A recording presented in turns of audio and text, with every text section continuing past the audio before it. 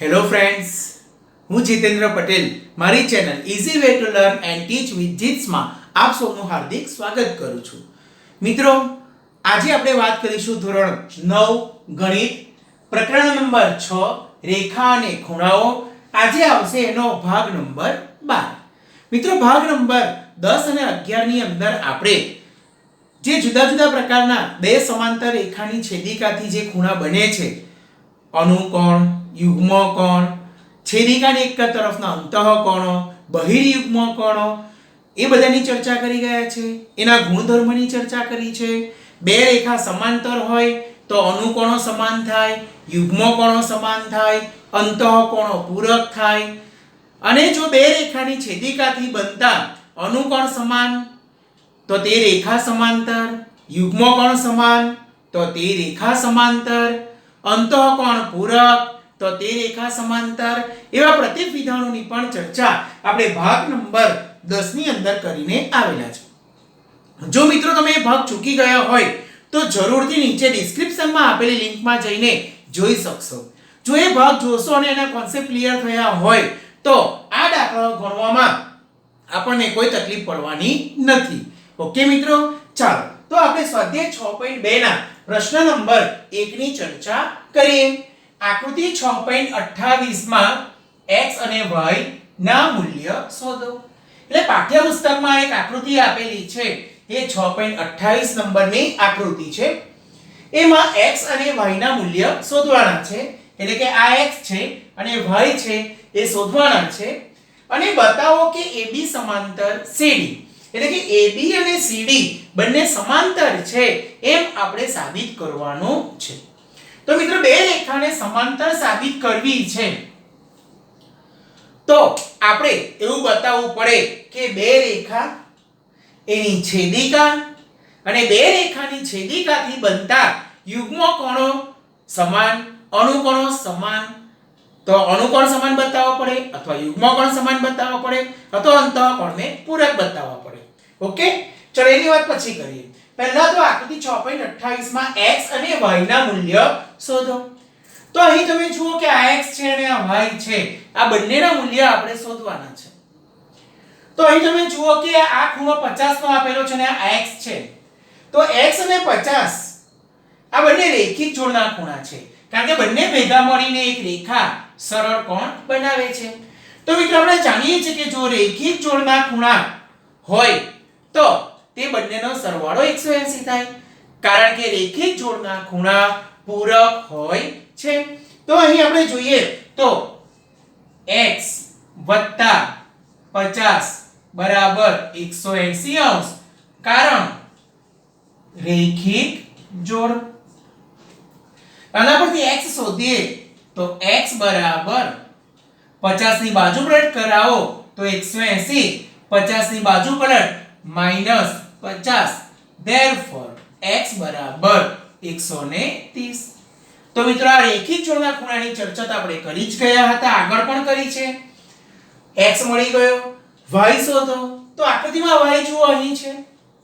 હવે તમે જો કે y અને 130 કયા પ્રકારના ખૂણા છે? યાદ કરો, જ્યાં ચોકડી પડતી હોય ત્યાં સામસામેના ખૂણા એ અભિકોણ કહેવાય. અને પ્રમેય 6.1 છે કે અભિકોણો સમાન હોય છે. એટલે y નું મૂલ્ય 130 આવશે. એટલે હવે y બરાબર 130 અંશ, કારણ અભિકોણ. તો મિત્રો, આ રીતે x અને y શોધાઈ ગયા. x કેટલા આવ્યા? 130. y કેટલા આવ્યા? 130. તો જુઓ મિત્રો, બંને સમાન આવે છે, બરાબર. હવે તમે જુઓ કે x અને y જે છે એ ખૂણા ક્યાં છે? તો આ AB રેખા છે, આ CD છે, આ છેદિકા છે, અને અહીં x છે અને અહીં y છે, x y, બરાબર. તો તમે જોઈ શકો છો કે આ ખૂણા જે છે z આકાર બનાવે છે. અને z આકાર એટલે યુગ્મ કોણ છે. વળી આ ખૂણાનું માપ 130 છે, આનું માપ પણ 130 છે. એટલે બે રેખા છે, બે રેખાની છેદિકા છે, એનાથી બનતા યુગ્મ કોણ સમાન છે. તેથી આ બે રેખા સમાંતર છે એમ આપણે કહી શકીએ, જે આપણે પ્રમેય સ્વરૂપે શીખીને આવ્યા છે. બરાબર મિત્રો? તો અહીં આપણે લખી શકીએ કે માટે x બરાબર y બરાબર 130. પણ x અને y એ AB અને CD ની છેદિકા થી બનતા યુગ્મ કોણ છે, પરંતુ x અને y એ રેખા AB અને CD ની છેદિકાથી બનતા યુગ્મ કોણ છે, અને સમાન છે. યુગ્મ કોણ છે પણ તે સમાન પણ છે. 130 યુગ્મ કોણ છે, વળી તે સમાન છે. જો બે રેખાની છેદિકાથી બનતા યુગ્મ કોણ સમાન હોય તો એ બે રેખા સમાંતર થાય, એટલે AB રેખા અને CD રેખા સમાંતર થાય. તો મિત્રો આ રીતે સાબિત કરી શકાય કે AB સમાંતર CD છે. એકદમ સરળ છે. બતાવો કે એટલે સાબિત કરો કે, ખાલી જોઈને ગભરાવાનું નહીં. ઓકે મિત્રો? ચાલો હવે આપણે પ્રશ્ન નંબર 2 ની ચર્ચા કરીએ. ચાલો મિત્રો પ્રશ્ન 2 જોઈએ. આકૃતિ 6.29 માં AB સમાંતર CD, CD સમાંતર EF અને y/z is equal to 3:7. y જેમ z બરાબર 3:7 છે. તો x નું મૂલ્ય શોધો. આ આકૃતિ આપણને આપેલ છે. AB સમાંતર CD, એટલે આ AB રેખા છે એને સમાંતર CD રેખા છે, અને CD સમાંતર EF, એટલે CD ને સમાંતર EF છે. મિત્રો અહીં એક મુદ્દો હતો જે આપણે થોડો ચૂકી ગયા છે, એની પણ ચર્ચા કરી લઈએ કે આ એક રેખા છે L, અને L રેખાને સમાંતર M છે, અને આ જ L રેખાને સમાંતર N રેખા છે. એટલે L ને સમાંતર એવી બે રેખા M અને N છે. તો મિત્રો આ બે રેખા M અને N સમાંતર હોય ખરી? અને આપણે જો છેકી નાખીએ તો આ બે રેખા સમાંતર છે? તો કે મિત્રો આપણે ચોક્કસ રીતે જોઈ શકીએ અને કહી શકીએ કે હા, M અને N પણ સમાંતર છે. એટલે આના પરથી કહી શકાય કે એક રેખા L ને સમાંતર એવી બે રેખા, એટલે એક રેખા L એને સમાંતર એવી બે રેખા M અને N પણ સમાંતર હોય. મિત્રો આ જે આ છે એ આપણો છે પ્રમેય 6.6 કે એક જ રેખાને સમાંતર હોય એવી બે રેખાઓ સમાંતર હોય છે. એક જ રેખાને સમાંતર હોય એવી બે રેખાઓ સમાંતર હોય છે. એ છે આપણો પ્રમેય 6.6. ચાલો મિત્રો હવે આપણે જોઈએ, આપણે જે કીધું છે AB સમાંતર CD અને CD સમાંતર EF, તો આમાં એક જ રેખા CD છે, એને સમાંતર બે રેખા AB અને EF, તો એ પણ સમાંતર થાય પ્રમેય 6.6 પ્રમાણે. ચાલો હવે આપણે આપણા દાખલા ઉપર આવી જઈએ પાછા. શું કીધું છે કે y જેમ z બરાબર 3:7, એટલે y અને z નો જે ગુણોત્તર છે એ 3:7 છે. ઓકે મિત્રો? ચાલો તો x નું મૂલ્ય શોધો. આ x જે છે એનું મૂલ્ય આપણે શોધવાનું છે. હવે મિત્રો જો તમે જુઓ તો અહીં આ z બને છે આ z, બરાબર ને? તો આ z બને છે એની અંદર અહીં x છે અને છેલ્લે કોણ છે? z છે. તો x નું મૂલ્ય z જેટલું થશે. જો z શોધી કાઢીએ તો x મળી જશે. ઓકે મિત્રો, ચાલો હવે એના માટે આ ગુણોત્તર આપણને આપેલો છે. હવે જુઓ મિત્રો કે આ ખૂણો y છે, અહીં ચોકડી પડે છે, એટલે આ ખૂણો જે છે એ પણ y થશે. આ ખૂણો y છે એટલે આ પણ y થશે. અને આ ખૂણો y થશે તો આ y અને z જુઓ આ રીતે છે. આ y ખૂણો, આ z ખૂણો. તમે જોઈ શકો છો મિત્રો કે આ y અને z બંને સી આકારના ખૂણા છે. અને સી આકારના એટલે છેદિકાની એક જ તરફના અંતઃકોણો. અને છેદિકાની એક જ તરફના અંતઃકોણો હોવાથી આ બંને પૂરક થાય. એટલે કે આ બંનેનો સરવાળો 180 અંશ થાય. ઓકે મિત્રો, ક્લિયર? સમજ પડી ગઈ? તો હવે આપણે જોઈએ તો y જેમ z 3/7. ઓકે, ચલો y અને z કોણ છે? તો y અને z એ CD સમાંતર EF ની છેદિકા થી બનતા અંતઃકોણો છે. ચલો હવે y અને z એ CD સમાંતર EF ની છેદિકાથી બનતા છેદિકાની એક જ તરફના અંતઃકોણ છે. therefore y + z બરાબર 180. ઓકે, ચાલો હવે આપણને આ જેમ આપેલા છે, ગુણોત્તર આપેલો છે અને ગુણોત્તરની અંદર તમારે મૂલ્ય કોનું શોધવાનું છે? z નું. તો આપણને x નું મળી જશે. ઓકે, તો આ z શોધવો છે આપણે.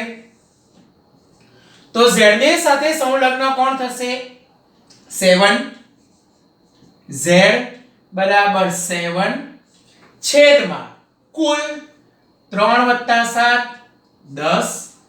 અગાઉ આવા દાખલા આવી જ ગયા છે. ગુણ્યા ટોટલ આ બેનો સરવાળો 180.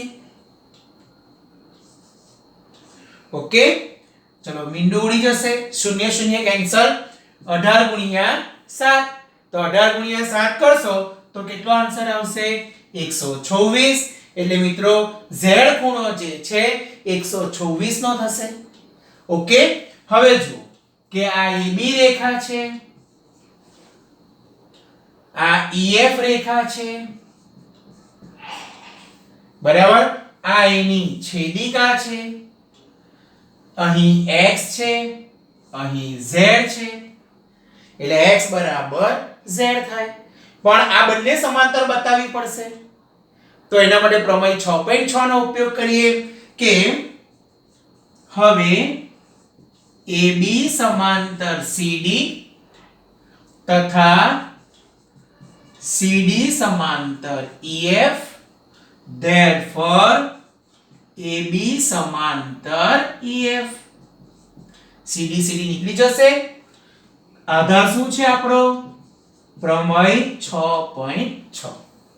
ઓકે, હવે બે સમાંતર રેખાની છેદિકાથી બનતા ખૂણા x અને z છે, યુગ્મ કોણ બનાવે છે, બરાબર છે? હવે x અને z એ AB સમાંતર EF ની છેદિકાથી બનતા યુગ્મ કોણ છે. અને યુગ્મ કોણ હોવાથી x બરાબર z, માટે x બરાબર z. પણ z બરાબર કેટલા છે? 124. એટલે x બરાબર કેટલા આવશે 126. તો મિત્રો આ રીતે ખૂબ જ સરળતાથી આ પ્રકારના પ્રશ્નની પણ ચર્ચા કરી શકાય. મિત્રો આ દાખલામાં હોમવર્ક માટે આપણે પ્રયત્ન કરીશું અને એના માટે આપણે આ 3:7 છે એને બદલે 4:5 લઈને હોમવર્કમાં જાતે પ્રયત્નોમાં આખો દાખલો આપણે ગણવાનો છે. ચાલો મિત્રો હવે પ્રશ્ન નંબર 3 ની ચર્ચા કરીએ. ચલો પ્રશ્ન 3 શું કહે છે?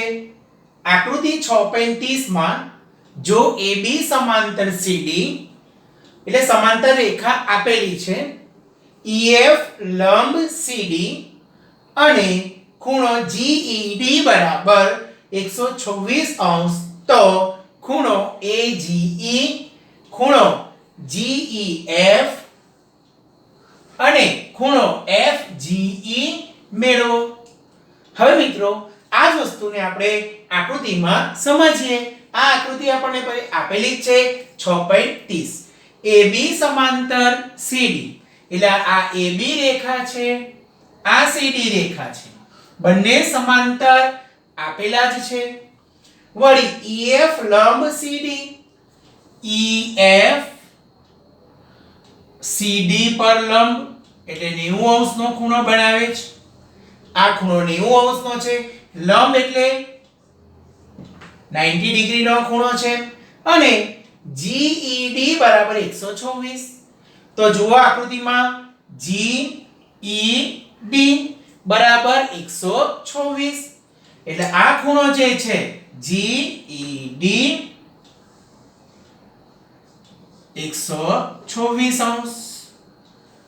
ઓકે મિત્રો, ચાલો હવે ખૂણો AGE જુઓ, AGE શોધો. હવે મિત્રો જુઓ કે AGE આ ખૂણો છે AGE. ઓકે, અને GED કયા પ્રકારના ખૂણા છે મિત્રો? જોઈ શકો છો Z આકારના છે અને Z આકારના હોવાથી યુગ્મ કોણ થશે? બે સમાંતર રેખા AB CD છેદિકા કઈ થશે છેદિકા? તો કે GE છેદિકા થશે. AB સમાંતર CD ની છેદિકા GE થી બનતા યુગ્મકોણ અને આ યુગ્મકોણ સમાન હોય જેથી આનું માપ ને આનું માપ સમાન થાય. હવે જો GED નું માપ 126 છે તો AGE નું માપ પણ 126 થશે. એટલે મિત્રો આ જે છે 126° નો ખૂણો થશે. ચાલો મિત્રો તો પહેલા આપણે આ AGE શોધી નાખીએ, બરાબર ને? તો એની ગણતરી બતાવીએ. પહેલા તો તમારે બતાવવું પડશે કે AGE અને GED યુગ્મ કોણ છે. આ સમાંતર રેખા છે, છેદિકા GE છે. અહીં બે છેદિકા છે મિત્રો, એક GE પણ છે અને FE પણ છે. આપણે GE છેદિકાની વાત કરવાની છે એટલે AB સમાંતર CD ની છેદિકા રેખા GE છે, બરાબર છે. therefore ખૂણો AGE બરાબર ખૂણો GED.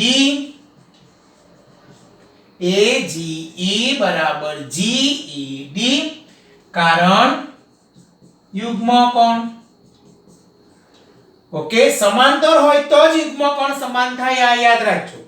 ચલો ત્યારબાદ AGE બરાબર, ચલો GED કેટલો છે? 126.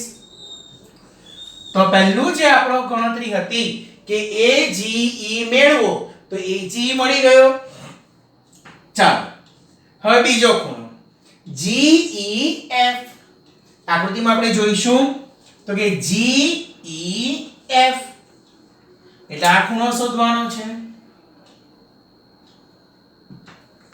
GEF.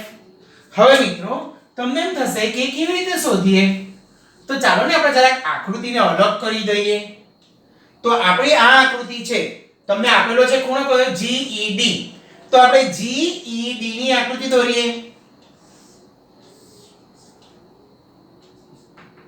બરાબર, આ છે G, આ છે E અને D.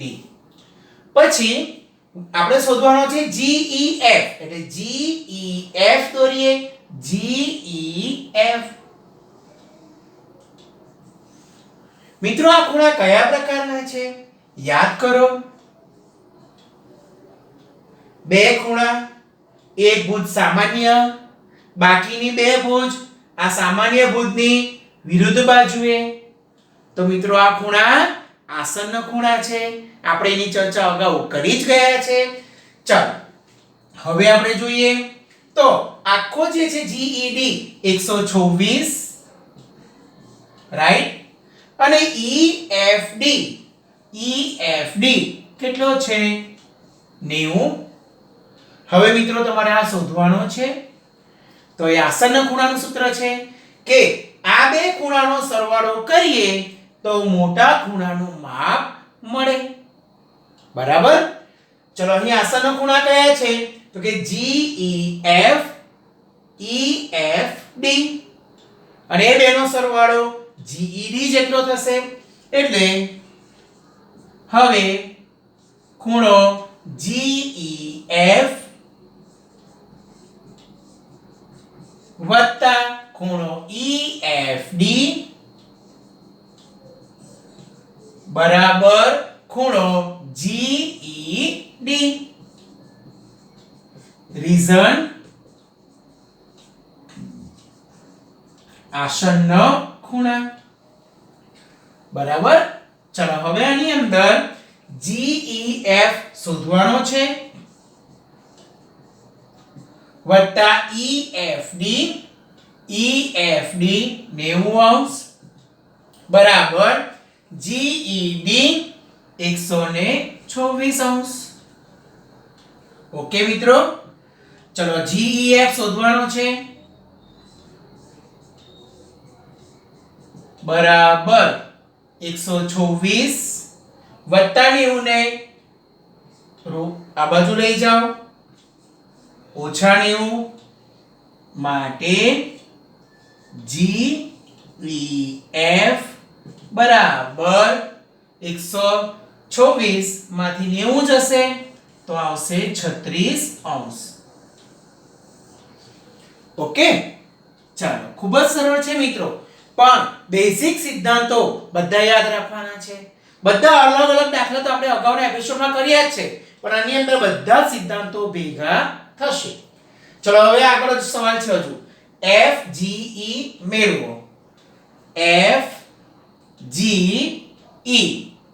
મેળવવાનું છે આ FGE. હવે જુઓ મિત્રો કે FGE છે એની સાથે આ રેખિક જોડ છે. જુઓ FGE અને AGE રેખિક જોડ છે. આ બેનો સરવાળો 180 થાય એટલે 180 માંથી આ 126 કાઢી નાખો તો આપણો જવાબ મળી જશે. બરાબર ને. તો જુઓ યુગ્મકોણનો સિદ્ધાંત પણ આવ્યો, આસન્ન ખૂણા પણ આવ્યા અને રેખિક જોડ પણ આવી. તો ચાલો કયા કયા છે રેખિક જોડ? AGE ખૂણો AGE વત્તા ખૂણો FGE બરાબર 180°. કારણ રેખિક જોડના ખૂણા.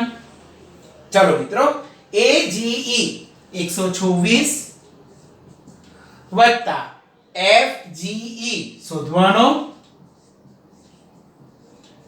બરાબર 180 અંશ.